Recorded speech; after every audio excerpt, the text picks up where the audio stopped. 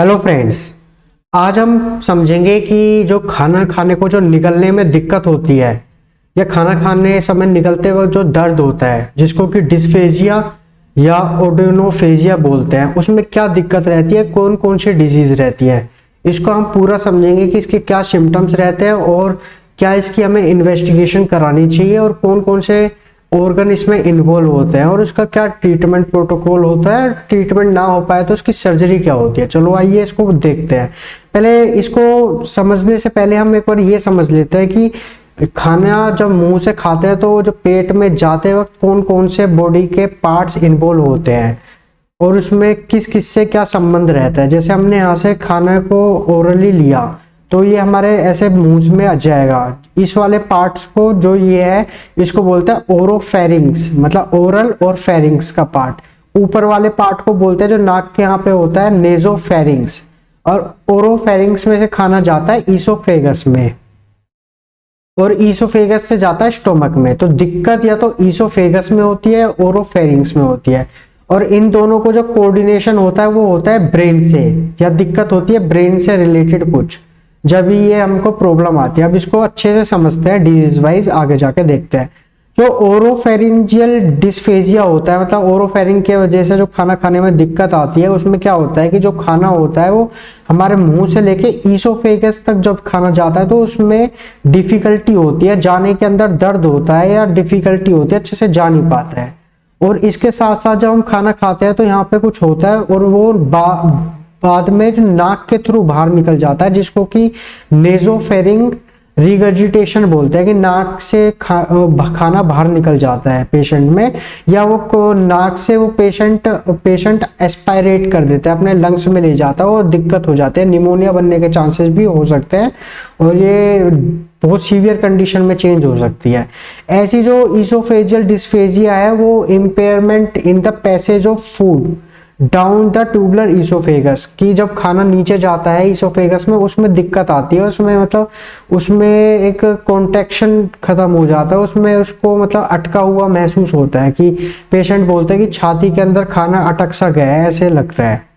तो अब देखते हैं कि इसमें क्या क्या कोज होते हैं ओरोफेरेंजियल, कि हमारे ईसोफेगस से ऊपर जो ओरोफेरेंजियल होते हैं उसके अंदर कौन कौन से कोज होते हैं। कि हमने बात की थी ब्रेन में एक होता है जिसको न्यूरोजेनिक भी बोल सकता है, या उसके जो ओरोफेरेंजियल की जो मसल है उसके अंदर कोई कोज हो जिसको मायोजेनिक कोज बोलेंगे, या ओरोफेरिंग में कोई स्ट्रक्चरल कोज होगा। ये बहुत कम देखने को मिलता है, ज्यादातर न्यूरोजेनिक या मायोजेनिक होता है। जैसे सेरिब्रोवास्कुलर एक्सीडेंट जिसमें कि स्ट्रोक की कंडीशन आ जाती है, जहां पे ब्लड ब्रेन में नहीं पहुंच पा रहा, उसमें भी ओरोफेरेंजियल डिस्फेजिया देखने को मिलता है। या एमिट्रोपिक लेटरल स्क्लेरोसिस, ये एक ऑटोइम्यून डिजीज होती है जिसके अंदर वीकनेस हो जाती है मसल्स में और ब्रेन की जो सेल होती है वो डैमेज हो जाती है, उसके वजह से भी ओरोफेरेंजियल देखा जाता है। या जीबीएस गुलियन बेयर सिंड्रोम, ये भी एक इम्यून सेल्स मतलब डिस्ट्रॉय हो जाते हैं ब्रेन के, ऑटोइम्यून डिजीज होती है। ये इन सब की हम बाद में अलग अलग वीडियो से अच्छे से हम इसको डिफाइन कर देंगे, अभी फिलहाल समझ लो। पार्किंसंस डिजीज, इसको कंपवात बोलते हैं,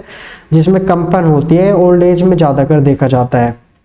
ऐसी मायोजेनिक कोज होते हैं जैसे मैस्थेनिया ग्रेविस, ये भी ऑटोइम्यून डिजीज होती है, कि जो वहाँ की मसल होती है उनमें वीकनेस हो जाती है। जो वीकनेस हम बोलते हैं, वीकनेस मतलब कमजोरी के लिए नहीं, मतलब वहाँ पे एक जैसे पैरालिसिस हो जाता है, पैरालिसिस ऑफ लिम्स, जैसे क्या पैराप्लेजिया बोलते हैं, दोनों पैर क्या बोलते हैं उसमें पैरालिसिस हो गया तो वीकनेस बोलते हैं, उसके लिए हम वीकनेस हो गया पैर में। तो ऐसी मायोस्टोनिक डिस्ट्रोफी होती है कि जो वहाँ की मसल्स है उसमें डिस्ट्रोफी हो जाती है, वो मतलब वास्टिंग हो जाती है, मतलब वहाँ का मसल सुकड़ जाती है। या पोलियोमाइलाइटिस, या स्ट्रक्चरल कोज में जैसे न्यूप्लाज्म हो जाए, वहाँ कोई कैंसर हो जाए, या जेंका डाइवर्टिकुलिस हो जाए, जैसे कि ये मान लो ओरोफेरेंजियल है, यहाँ पे जो पीछे वाला पार्ट है यहाँ पे एक पाउच सा बन जाता है निकल के, तो यहाँ पे खाना टक जाता है ऐसे करके, तो इसको बोलते हैं डाइवर्टिकुलम, जेंका डाइवर्टिकुलम। तो हम इसका जो ये सारी चीजें हैं इनको हम कैसे डायग्नोस करेंगे, इनका डायग्नोसिस हम देखते हैं यहाँ पे कि हम इनको कैसे डायग्नोस कर सकते हैं। जैसे ओरोफेरेंजियल डिस्फेजिया में हमको डिटेल न्यूरोलॉजिकल एग्जामिनेशन करना चाहिए, क्योंकि हमने बताया इसमें न्यूरोलॉजिकल कोज होते हैं, तो सबसे पहले हमें इसे न्यूरोलॉजिकल एग्जामिनेशन करना चाहिए। और उसमें हमें बेरियम वीडियो फ्लोरोस्कोपी, मतलब हमको बेरियम फ्लूइड उसमें पिलाना चाहिए पेशेंट को, और उसके बाद एक्सरे की मदद से देखना चाहिए। किस लिए कि उससे पता चलता है कि जो हम ओरोफेरेंजियल जो स्वेलिंग मैकेनिज्म है वो ठीक है क्या नहीं, कि वो जो मैकेनिज्म चल रहा है स्वेलिंग का उसको निकलने का वो ठीक चल रहा है नहीं, या कोई लेरेंजियल पेनिट्रेशन भी है, कोई अंदर मतलब छेद वगैरह हो गए, कोई घाव वगैरह हो गए, वो भी हम इससे देख सकते हैं। ऐसी फ्लेक्सिबल नेजल एंडोस्कोपी होती है जो कि या इमेजिंग टेस्ट स्टडीज होती है, मतलब इमेज बताती है अंदर की कि मतलब कोई वहाँ पर ट्यूमर वगैरह लाइक सब्सटेंस तो नहीं है, या मतलब एंडोस्कोपी से वहाँ पे पूरे एनाटॉमिकल इमेज मिल जाती है। या कोई लैब टेस्ट वगैरह हो गया हो, जैसे पोलियोमाइलाइटिस के लिए कोई लैब टेस्ट कराना हो, मिस्थेनिया ग्रेविस के लिए, कोई न्यूरोलॉजिकल डिसऑर्डर उसके लिए लैब टेस्ट कराता है। इन सब के हम अलग अलग डिजीज में देखेंगे जब हम इसको ब्रीफली पढ़ेंगे उसमें कौन से लैब टेस्ट कराने चाहिए। अब हमने बात कर दी थी पहले ईसोफेजियल डिस्फेजिया की, उसकी ओरोफेरेंजियल डिस्फेजिया की। अब बात करेंगे कि जो ईसोफेजियल डिस्फेजिया है उसके अंदर क्या कारण होता है। जैसे ये मानो ये ईसोफेगस है, इसके अंदर क्या होता है, जो इस या तो इस वोल में ही कोई दिक्कत हो रही हो, ये जो वोल है ना ये वाली, इसमें ही कोई दिक्कत हो ये वोल, या इसके बाहर कोई ट्यूमर वगैरह हो, इस पे प्रेशर वगैरह पड़ रहा हो जिसके वजह से खाना निकलने में दिक्कत आ रही हो, या इसके अंदर ही कोई दिक्कत आ गई हो, इसको देखते हैं। एक्स्ट्रा लूमिनल जिसको बोलते हैं, बाहर की साइड कोई दिक्कत होगी हो, इन द वोल के अंदर कोई दिक्कत आ रही हो, या इन द ल्यूमन के अंदर जो यहाँ पे कोई दिक्कत आ गई हो। जैसे एरोटिक एन्यूरिज्म, जो एरोटा होता है उसके अंदर एक बैलून लाइक स्ट्रक्चर बन जाता है। क्या होता है, जैसे हमने वेरिसिल पढ़ा था ना वो वेन में होता है, ऐसी एरोटिक एन्यूरिज्म होता है कि जो आर्टरीज वगैरह होती है उसके अंदर वहां से कोई आर्टरी का पार्ट किसी वजह से वीकनेस हो जाता है और वहां पे एक बैलून लाइक स्ट्रक्चर बन जाता है। ऐसी थायराइड एनलार्जमेंट होता है, तो क्या होता है इसमें थायराइड ग्लैंड बढ़ जाता है, उसकी वजह से प्रेशर पड़ता है ईसोफेगस पे, जिसके वजह से निकलने में दिक्कत आती है। मीडियस्टेनल स्वेलिंग, जो हमारे वो मिडियस्टेनल होता है उसमें बीच में जो होता है उसमें सूजन आ गई, उसकी वजह से भी प्रेशर पड़ सकता है। ये सब एक्स्ट्रा लूमेन में आता है। अब देखते हैं कि वोल में क्या दिक्कत आती है, कि ईसोफेजियल में मतलब ईसोफेगस में कोई कैंसर हो जाए या स्ट्रक्चर हो जाए। जैसे ये ईसोफेगस है तो इसमें मतलब यहाँ पे स्ट्रक्चर मतलब ये ऐसे बंद हो गया है, मतलब दोनों आपस में जुड़ गए हैं, इसको स्ट्रक्चर बोलते हैं। या GERD gastric oesophageal reflux disease, कि जो पेट के अंदर हमारे एसिड है वो बाहर को निकलता है जब, उसके वजह से ईसोफेगस में सूजन आ जाती है, इंफ्लामेटरी कंडीशन बन जाती है। जब हम खाना खाते हैं तो वहां पे निकलने में दिक्कत होती है। एचाल्सिया की कंडीशन आती है, जो ईसोफेगस की नॉर्मल पेरिस्टाल्टिक मूवमेंट है, उसकी कॉन्ट्रैक्शन है जिससे खाना नीचे की तरफ जाता है, उसमें ही कोई दिक्कत आ जाती है। ब्रेन से भी देखा जाता है। या ल्यूमन में कोई दिक्कत आ जाए कि वहां पे कोई एट्रेसिया हो गया, कोई फॉरेन बॉडी आके फंस गई हो, या वहां पे स्ट्रक्चर जैसे कंडीशन बन गई हो। अब देखते हैं कि हम इसका डायग्नोसिस कैसे करेंगे कि ईसोफेजियल डिस्फेजिया, इसमें हमको ईसोफेगो गैस्ट्रोडुडेनोस्कोपी करानी होती है, जो कि उसके अंदर के म्यूकोजल या स्ट्रक्चर एबनॉर्मेलिटी को बताते हैं, कोई स्ट्रक्चर है या नहीं है। उसके लिए हम टिश्यू सैंपलिंग भी कर सकते हैं कि वहां पे मतलब कुछ चीज से हम जो ईसोफेगस है उसके अंदर के टिश्यू निकाल के देखते हैं और उसको इवेल्युएट करते हैं। जैसे ईसोफेजियल ईसोनोफेलिया, मतलब जब हम खाना खाते हैं किसी भी खाने के वजह से कोई उसके अंदर ऐसे सब्सटेंस हैं जिसके वजह से हमारी बॉडी को एलर्जिक हो रही है, उसके वजह से जो हमारी ईसोफेगस है वहां पे इंफ्लामेटरी कंडीशन हो जा रही है, जिसके वजह से खाना निकलने में दिक्कत आ रही है। ये डायलेशन के लिए भी काम आता है कि उसको जो सैंपलिंग करते हैं इसको हम एक प्रोसीजर के अंदर कि वहां के जो टिश्यू वो हटा दे जिससे डायलेशन हो जाता है, और स्ट्रक्चर को खोलने के लिए भी काम आता है। ऐसी बेरियम स्वेलो टेस्ट होता है जो कि एनाटॉमिकल, मतलब बेरियम हमने लिक्विड पेशेंट को पिलाया तो उसमें क्या जो बेरियम अंदर जाएगा तो जब हम उसको एक्सरे से देखेंगे तो अलग से ही दिख जाएगा कि यहाँ पे मान लो ये ईसोफेगस है, यहाँ पे स्ट्रक्चर है, यहाँ पे मतलब बंद हो रखा है, तो बेरियम यहीं तक ही रह जाएगा। जब हम देखेंगे कि यहाँ तक उस एक्सरे में कि यहाँ तक बेरियम दिख रहा है, इससे नीचे बेरियम नहीं दिख रहा, तो इसके अंदर मतलब यहाँ पे स्ट्रक्चर है कोई। इस तरह से हम इस टेस्ट का यूज करते हैं, पर हम इसको ऑब्स्ट्रक्शन के अंदर परफॉर्म नहीं करना चाहिए, क्योंकि जो बेरियम होता है ये काफी दिनों में जाके एब्जॉर्ब होता है, इसको 6-7 दिन लग जाते हैं और ये जब हम एंडोस्कोपी को डिले कर देते हैं, उसके बाद हमें जो एंडोस्कोपी करते हैं वो हम करवा नहीं पाते।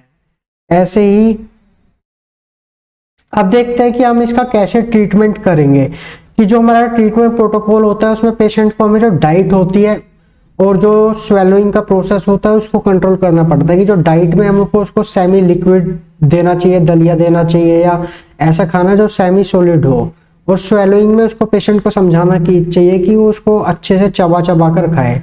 ये हमें जो ओरोफेजियल डिस्फेजिया है उसके अंदर करना चाहिए। पेशेंट को जिसके अंदर जब पेशेंट खाना खाता है और नेजोगैस्ट्रिक के थ्रू बाहर निकाल देता है और वो क्या बोलता है, पेशेंट उसको एस्पायरेट कर लेता है, वो लंग्स के अंदर चल जाता है। ऐसे पेशेंट के अंदर हमें ट्रैकियल एस्पिरेशन जिनमें होती है उसमें हमें गैस्ट्रोस्टोमी ट्यूब डालकर एंट्रल फीडिंग करनी चाहिए। मतलब गैस्ट्रोस्टोमी जो ट्यूब होती है उसके थ्रू हमें खाना उसको देना चाहिए। ऐसी हमें न्यूट्रिशन, जो पेशेंट ज़्यादा पतला हो गया हो या वेट लॉस हो गया हो, उसमें भी हमें न्यूट्रिशन जो पेरिफेरल न्यूट्रिशन होता है वेन के थ्रू उससे देना चाहिए। अब देखते हैं कि हमें इसमें क्या मेडिकेशन चलानी चाहिए। जिसमें म्यूकोजल में जब रिफ्लक्स के वजह से इन्फ्लामेशन हो जाए, रिफ्लक्स GERD की जो प्रॉब्लम है उसमें म्यूकोजा में इन्फ्लामेशन हो जाती है, उसको हमें एसिड को सप्रेशन करना चाहिए जैसे PPI वगैरह से। या जिसमें खाना निकलने में दर्द होता है, या तो वो रिफ्लक्स डिजीज के GERD की वजह से हो, उसमें हमें PPI का यूज करना चाहिए। या किसी इन्फेक्शन की वजह से हो, उसमें हमें एंटी माइक्रोबियल एजेंट का यूज करना चाहिए। या जिसके अंदर कुछ भी ना मिले हमें और खाना निकलने में दिक्कत आती हो, उसमें हमें सिम्टोमेटिक रिलीफ के लिए विस्कस लिग्नोकेन, जो कि स्विस एंड स्वेलो के नाम से आती है, उसका यूज करना चाहिए। पेशेंट को ये पिला देना चाहिए। इससे क्या होता है, वहां का एरिया सुन हो जाता है और पेशेंट को दर्द नहीं होता। इसको बोलते हैं विस्कस लिग्नोकेन। ऐसे ही जब पेशेंट तो क्या बोलते हैं सलाइवा को सटकता है तो उसमें भी दिक्कत आती है, तो उस समय हमें जो एंटीकोलिनर्जिक मेडिकेशन जिसको ट्रांसडर्मल स्कोपल अमीन बोलते हैं उसका यूज करना चाहिए। जिस पेशेंट में खाना ईसोफेगस में अटक जाता है, ऐसे लगता है कि खाना अटक गया है और वहां पे अटका हुआ सा, जिसको कि बोलते हैं कि फूड इन्फेक्शन, उसमें ग्लूकोन और एंटीसबलिंगुअल एंड नाइट्रोग्लिसरीन का यूज करना चाहिए 2 से 4 mg IV में। अब इसमें कुछ नॉन फार्माकोलॉजिकल थेरेपीज भी होती है जैसे कि ईसोफेजियल डायलेशन। इसमें जब एनाटॉमिकल जब नैरोइंग हो जाता है वो एरिया, उसको हम डायलेट कर देते हैं, चौड़ा कर देते हैं। या उसके अंदर हमें ईसोफेजियल स्पिंक्टर में ही न्यूमेटिक डायलेशन कर देते हैं। जैसे जो ईसोफेगस के बाद में जो स्पिंक्टर होता है जो गैस्ट्रिक के लिए जाता है, उसको ही हमको खोलना पड़ता है, उसको न्यूमेटिक डायलेशन बोलते हैं। ये ईसोफेजियल स्पिंक्टर के अंदर लोअर ईसोफेजियल स्पिंक्टर को डायलेट करने वाला होता है। ऐसे जिस पेशेंट में हमको टेम्परेरी सिम्टम रिलीफ चाहिए HLCR से, मतलब जो स्पिंक्टर है उसका डायलेशन करने के लिए हमें उसमें बोटुलिनम टॉक्सिन इंजेक्शन का यूज करना चाहिए लोअर ईसोफेजियल स्पिंक्टर को चौड़ाने के लिए। ऐसे ही हम स्टंट का भी यूज कर सकते हैं उसमें चौड़ाने के लिए। धन्यवाद।